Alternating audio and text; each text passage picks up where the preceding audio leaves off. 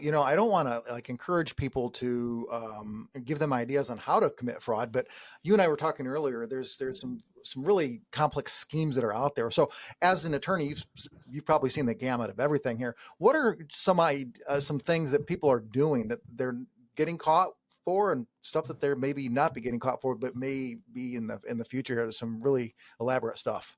Sure, I agree. The big disclaimer is just don't commit fraud. I mean, the extra couple $1,000s a month you might get is not worth going to prison for. First off, you're not entitled to it. You shouldn't be committing crimes to begin with. Go get yourself a side hustle. Go drive Uber. Do something else. Don't try to defraud Uncle Sam, because they're going to find out almost every time. And when they do, the legal fees are going to be more than the fraud, and you're going to end up in prison and throw your entire career away. So it's just a dumb scheme in general, but people do it all the time. So the most common way this happens is you'll have a service member who's unaccompanied on a PCS tour. Remember, there's accompanied and unaccompanied, and accompanied means you take your family with you. Unaccompanied means that you leave them behind. So we typically see these types of schemes OCONUS, typically Okinawa, mainland Japan, and Korea. So let me give you just an example. Let's take the Army. You have a service member who is stationed at Fort Hood, Texas, and they have a wife and children. They get a 1-year unaccompanied orders to go to Camp Humphreys, Korea, which means their spouse and their children are going to stay back CONUS. Now, when you do that PCS, the permanent change of station, you have to list where your family is going to live, because maybe they're not going to stay in Killeen, Texas. Maybe they're going to go back home to Tampa. Maybe they're going to go back home to Little Rock, wherever that happens to be. Well, the way they defraud is they'll say that their spouse is going to live in, it's always the same places: New York City, San Francisco, Honolulu. Those are the three. And why are those? Because those are the three highest cost of living areas, because your basic allowance of housing is rated based on where your family is. And so it's not 80, probably 70% of the time it's New York, followed by San Francisco, followed by Honolulu.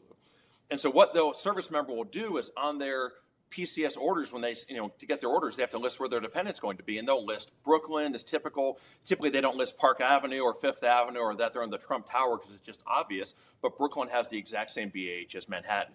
And so they'll list Brooklyn, they'll list Queens, they'll list somewhere in the New York City area.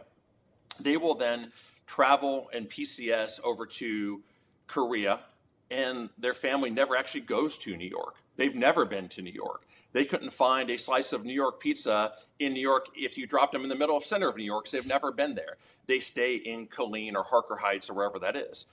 And so now when the service member is in Korea, they rate or are entitled to BAH for New York. And so instead of collecting, I'm going to make these numbers up, but they're probably fairly accurate, $1,500 a month for Fort Hood housing allowance for their family, now they're collecting $4,500 a month.